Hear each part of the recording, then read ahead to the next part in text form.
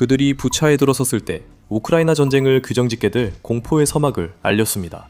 부차의 도살자들로 알려진 그 군인들은 난폭하게 날뛰며 민간인들을 학살했고 러시아가 교전 규칙을 지킬 의사가 전혀 없다는 것을 증명했습니다. 전쟁 범죄는 일찍이 시작되었고 우크라이나는 복수를 맹세했습니다. 이제 복수가 찾아왔습니다. 러시아의 부차 학살자들이 이제 되레 자신들이 도륙당했습니다. 우크라이나가 마침내 오랫동안 기다려온 정의를 실현했습니다. 이것은 역사적인 처단입니다. 부차의 학살자들이 제거되었고 이제 우크라이나는 부차에서 수많은 사람들을 학살한 짐승들을 정의의 심판대에 세우기 위한 작전을 계속하면서 더 큰 목표를 노리고 있을지도 모릅니다. 5월 30일 우크라이나 무인 시스템 부대의 지휘관인 악명 높은 로버트 브로브디가 우크라이나가 러시아 제3 및 제36 혼성군이 사용하는 훈련장과 군사기지에 대해 놀라운 타격을 가했다고 보고했습니다. 브로브디의 발표 몇 시간 전에 일어난 이번 야간 드론 작전은 우크라이나가 2026년에 시작한 중거리 공세, 이 푸틴이 상상했던 것보다 훨씬 더 효과적임을 보여주는 또 하나의 사례였습니다. 하지만 이번 공격의 진짜 소식은 침공 초기 몇 주 동안 푸틴의 군대가 저질렀던 공포를 기억하는 모든 우크라이나인들에게 기쁨의 충격파를 안겨주었을 것입니다. 우크라이나가 5월 30일 타격한 곳은 훈련장만이 아니었습니다. 러시아 제64 독립차량 화소 총여단의 진지도 타격을 받았습니다. 모르는 분들을 위해 이 부대는 부차에 진입해 우크라이나 민간인에게 끔찍한 만행을 저지른 여단입니다. 그리고 브로브디는 자신과 많은 동포들이 러시아군 중에서도 가장 용서받을 수 없는 자들로 여기는 이들에 대해 할 말이 많았습니다. 브로브디는 35군 제64 독립차량 화소총 여단, 이 2022년 부차에서 난동을 부렸고 이번에 타격을 입었다고 외쳤습니다. 어떻게 된 일인지는 프라브다가 자세히 보도하고 있습니다. 이 매체에 따르면 우크라이나는 브로브디의 호출보호를 가진 부대인 제414 마자르바르드 독립여단을 학살자들을 상대로 투입했다고 합니다. 그 부대는 제413 강습 독립연대와 협력하여 부차의 학살자들을 완전히 괴멸시켰습니다. 두 부대는 우크라이나가 러시아를 상대로 점점 더 치열해지는 중거리 타격 작전을 조직하기 위해 지난 4월에 신설한 무인 시스템군의 딥 스트라이크 센터를 통해 공격을 조율했습니다. 이러한 공격의 체계적인 접근 방식을 보장하고 목표가 식별되었을 때 서로 다른 부대들이 협력하여 최대한의 피해를 입힐 수 있도록 하는 것이 그 목적입니다. 바로 그 일이 5월 29일 밤부터 5월 30일 새벽까지 정확히 일어났습니다. 우크라이나의 협력 부대들은 러시아 점령군을 초토화시킨 야간 공격 동안 러시아 목표물에 대해 총 21회의 명중을 기록하는 데 성공했습니다. 하지만 그 밤의 하이라이트는 부차 학살자들에 대한 공격이었고 우크라이나가 이를 성공적으로 수행했다는 점은 분명합니다. 어떻게 할 수 있냐고요? 영상이 모든 것을 보여주고 있기 때문입니다. 브로브디가 페이스북에 공개한 이 영상은 드론 촬영 장면들로 무인 시스템 부대 사령관이 64번째 웜 여단의 소굴이라 부르는 곳을 정밀 타격하는 모습을 담고 있습니다. 우리는 여러 번 같은 장면을 봅니다. 드론이 목표물을 포착해 정확히 타격합니다. 뒤따르는 각 드론마다 우리는 앞서 공격한 드론들의 결과를 확인할 수 있습니다. 목표 지역 곳곳에서 거대한 화재가 발생해 연기가 하늘로 치솟고 있습니다. 우크라이나 드론들은 불길을 뚫고 아직 타지 않은 목표를 찾아내 곧 불태웁니다. 연속 타격이 이어지고 있습니다. 우크라이나 드론이 피할 수 없는 지옥불을 만들었습니다.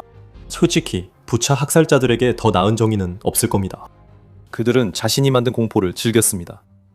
이제 그들은 지옥처럼 뜨거운 불길에 타서 재가 되어버렸습니다. 우크라이나는 드론 촬영 영상을 조사하며 부차 학살자들과 언급된 훈련장에 입힌 피해 규모를 확인하고 있습니다. 초기 집계 결과 우크라이나는 러시아 64여단에서 31명의 인명피해를 확인했습니다. 부차 학살자 중 9명 사망, 9명 부상했으나 부상 정도는 아직 알려지지 않았습니다. 나머지 13명의 부차의 학살자들의 행방은 현재 알 수 없습니다. 하지만 아직 더 많은 영상이 남아있고 더 많은 복수 소식이 전해질 예정입니다. 부차 학살자 13명 중 많은 수와 그 밖의 인물들까지도 이미 사망한 것으로 보입니다. 브로브디도 그렇게 생각하며 이 수치들이 과소평가됐다고 보고합니다. 특히 영상 초반 언급된 두 군사훈련장에 대한 우크라이나 공격의 사상자 수는 아직 공개되지 않아 실제로 그럴 가능성이 높습니다. 하지만 브로브디는 여전히 많은 학살자들이 불타고 있다고도 말합니다. 그것은 놀랄 일이 아닙니다. 5월 30일 우크라이나가 감행한 21번의 공격 중 8번은 특히 웜의 소굴을 겨냥한 것이었습니다. 불길은 거짓말하지 않습니다. 우크라이나가 공격했을 때 그곳에 남은 병사들은 거의 확실히 사상자였을 겁니다. 또 다른 공격도 있었습니다.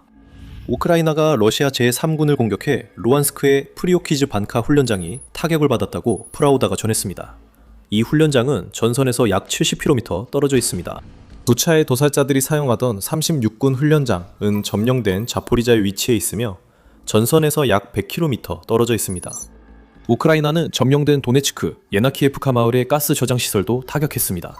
그리고 결정적으로 우크라이나는 도네츠크와 루안스크 모두에서 러시아의 군수 지원망도 타격했습니다. 이는 우크라이나가 집단적인 복수를 생각하고 있을 때조차도 항상 러시아 군사력을 약화시키는 데 집중하고 있음을 보여줍니다. 이것이 바로 우크라이나의 중간 타격 작전이며 이 작전은 러시아 정령군에게 큰 혼란을 일으키고 있습니다. 우크라이나 전쟁은 우크라이나가 중거리 드론을 무기고에 도입한 이후 새로운 국면에 접어들었습니다. 지난 몇 년간 우크라이나 드론은 제한된 전술 중심에서만 운용됐습니다. 물론 우크라이나는 수백 킬로미터 떨어진 러시아 본토까지 침투할 수 있는 장거리 드론을 보유하고 있었지만 이러한 드론들은 보통 점령지에서는 사용되지 않았습니다. 이 드론들은 너무나도 가치가 높았기 때문에 러시아 내부의 정유시설과 산업 목표물 등 전쟁 기계에 입힐 수 있는 피해가 가까운 후방에 투입해서 얻을 수 있는 이익보다 훨씬 컸습니다. 그 외에도 우크라이나는 보통 10에서 25km 범위에서 운용되는 FPV 드론을 보유하고 있었습니다. 하지만 2026년에는 이 모든 것이 달라졌습니다. 이제 우크라이나는 비용 효율적이면서 전선에서 30에서 약 200km 떨어진 목표를 타격할 수 있는 드론을 보유하게 됐습니다. 이로 인해 러시아 지휘소, 물류시설, 5월 30일에 봤듯 병력 직결지 등 전방에서 다양한 새로운 목표물이 생겼습니다. 유엔에는 우크라이나가 새로운 중거리 드론으로 더 깊은 살상구역을 만들 수 있게 됐다고 말합니다. 부차의 도살자들이 이제 그 구역에 들어가게 된 것입니다. 푸틴에게는 자신이 아끼던 전범 몇 명을 잃는 것이 큰 타격이겠지만 우크라이나가 이런 공격을 성공시켰다는 사실이 그의 군대에 심리적으로 어떤 영향을 미칠지에 대해 훨씬 더 걱정할 것입니다. 부차의 도살자들은 자포리자 전선 후방 깊숙이 있었고 그들은 안전하다고 여겨졌고 이는 러시아가 전선 뒤에 둔 모든 병사들에게도 마찬가지였습니다. 더 이상 안전이 보장되지 않습니다. 이제 전선에서 200km 이내에 있는 모든 병사들은 최소 9명의 부차 도살자들의 목숨을 앗아간 그 치열한 불길이 언제든 자신들에게도 닥칠 수 있다는 사실을 알고 있습니다. 그들은 그게 언제 닥칠지 알지 못할 것입니다. 그들의 방공망으로는 막을 수 없습니다.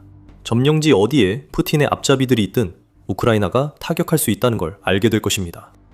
이것이 우크라이나 전쟁만의 독특한 공포입니다. 부차의 도살자들은 그런 공포와 그 이상의 대가를 받아야 합니다.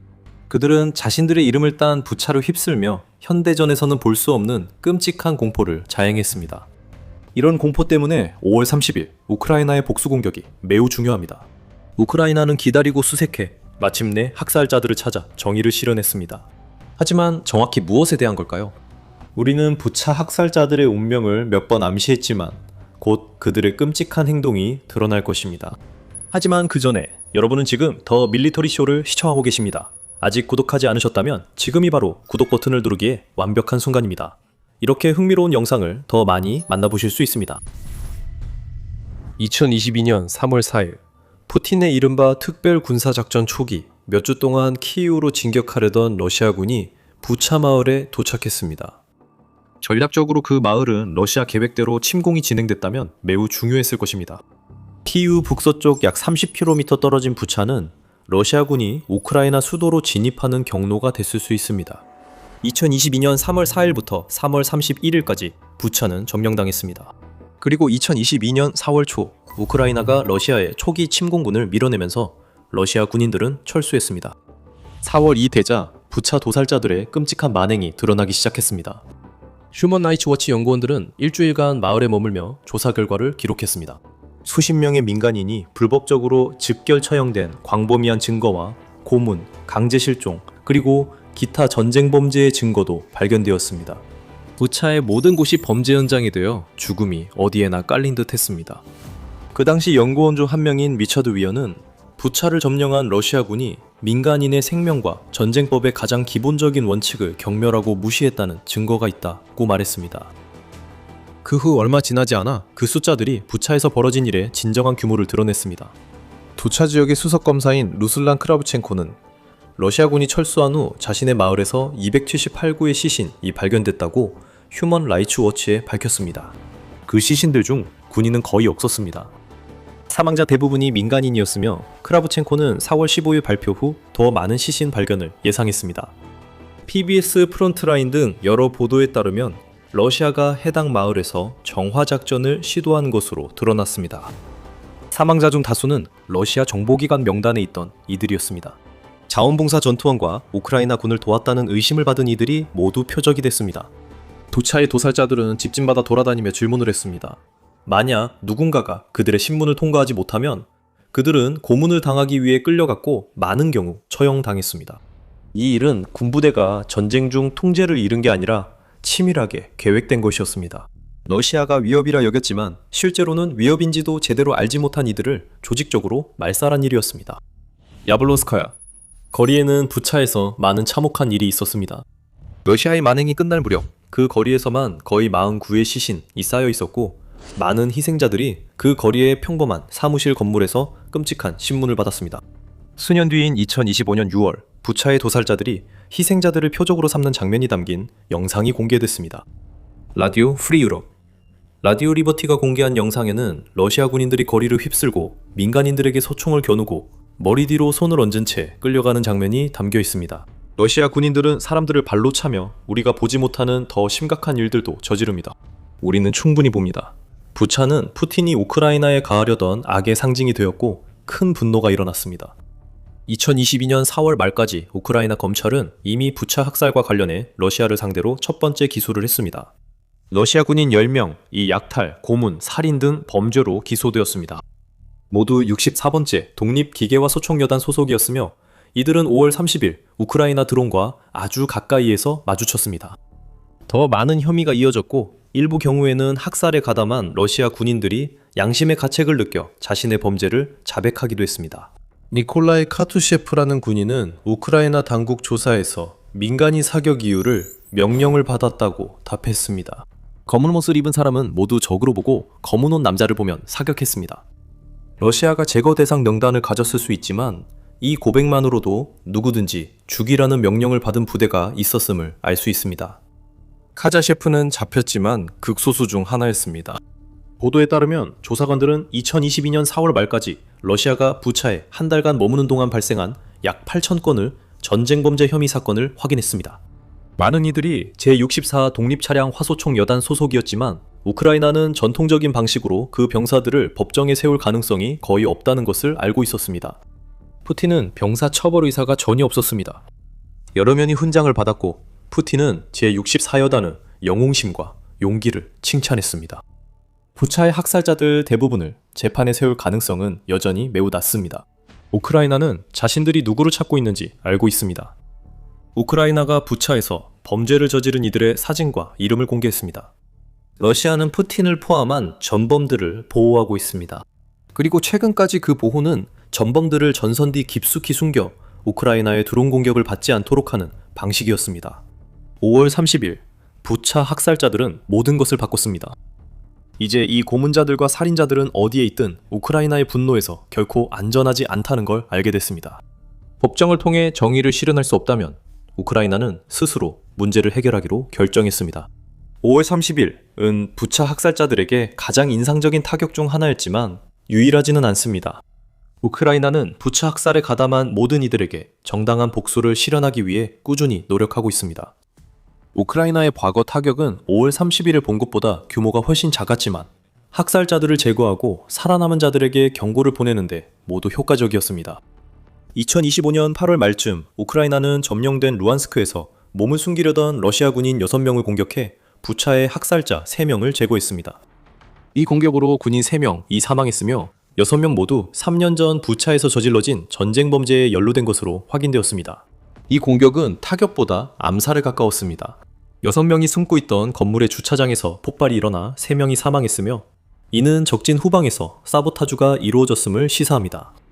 4월 말로 넘어가면 우크라이나가 또 다른 암살 시도를 벌였습니다. 이번에는 러시아 하바롭스크 지역에 설치된 폭탄이 한 명을 사망하게 하고 7명을 다치게 했습니다. 이번 공격에 대해 알려진 몇 안 되는 정보에 따르면 이 공격은 폐쇄된 군 막사 내부에서 이루어졌으며 이는 우크라이나가 내부에 협력자를 두고 있었다는 의미입니다. 그리고 사망한 사람은 중령 계급을 가진 인물이었습니다. 하지만 사망자는 진짜 목표가 아니었습니다. CNN은 러시아 군사 블로거들이 우크라이나의 실제 목표가 아자트벡 아무르바이코프 소장이라고 전했습니다. 그는 부차에서 64여단의 잔혹행위 당시 부대를 지휘했습니다. 아무르바이코프는 운이 좋았고 그를 노린 폭탄이 부하 한 명을 죽인 것으로 보입니다. 하지만 이제 그는 경고를 받은 셈입니다. 우크라이나는 그가 누구이며 어디로 가는지 알고 있습니다. 폭탄이나 드론으로 아무르바이코프를 제거할 계획입니다. 그러나 현재 우크라이나는 아무르바이코프 여단에서 최소 31명 사상자가 발생한 것에 만족할 것입니다. 도살자의 도살자들은 하나씩 자신들의 범죄에 대해 책임을 지고 있으며 우크라이나의 표적이 될 사람이 한 명 더 있습니다. 5월 8일 유라시아 리뷰는 러시아군 고위지휘부에서 일어난 몇 가지 변화에 대해 보도했습니다. 러시아 항공우주군 사령관 빅토르 압잘로프 장군은 더 이상 그 자리에 없습니다. 그는 해임되었고 알렉산드르 차이코 상장이라는 육군 출신 장교로 교체되었습니다. 어디로 가는지 짐작하실 겁니다. 차이코는 부차 학살 책임자 중 한 명으로 당시 러시아 동부 군관구를 지휘했습니다. 우크라이나는 차이코를 이미 기소했고 유럽연합도 부차 사건 관련해 그를 제재했습니다. 이제 푸틴은 차이코에게 전혀 어울리지 않는 자리를 보상으로 내렸습니다. 그렇게 해서 그는 또 다른 학살자를 표적으로 만들었습니다. 차이코는 우크라이나가 부차에서 벌어진 일에 책임이 있는 부대를 체계적으로 해체해가면서 다음 표적이 될 수 있습니다. 아니면 그렇지 않을 수도 있습니다. 그게 진짜 핵심입니다. 우크라이나는 드론과 사보타주로 학살자를 제거할 수 있음을 증명했습니다. 이제 부차에서 살인과 고문을 저질렀던 64여단의 남은 대원들은 모두 똑같은 질문을 스스로에게 던질 것입니다. 다음은 나인가? 우크라이나가 부차 학살자들에게 정의를 내릴 때까지 그들은 답을 얻지 못할 것입니다. 남은 학살자들에 대한 복수는 잠시 미뤄질 것입니다. 그러나 우크라이나는 수천 건의 전쟁 범죄를 저지른 부대를 분쇄하며 다른 방식으로 복수하고 있습니다. 올해 초 러시아 미사일 공격으로 키이우에서 24명 사망했습니다. 우크라이나는 그것을 그냥 두지 않았습니다. 우크라이나의 대규모 장거리 드론 공격으로 러시아 곳곳에서 거대한 불덩이가 터졌습니다. 러시아 전쟁 기계가 큰 타격을 입었으며 자세한 내용은 영상에서 확인할 수 있습니다. 영상이 재미있으셨다면 우크라이나의 러시아 공격을 다루는 저희 군사 프로그램도 구독해주세요. 시청해주셔서 감사합니다.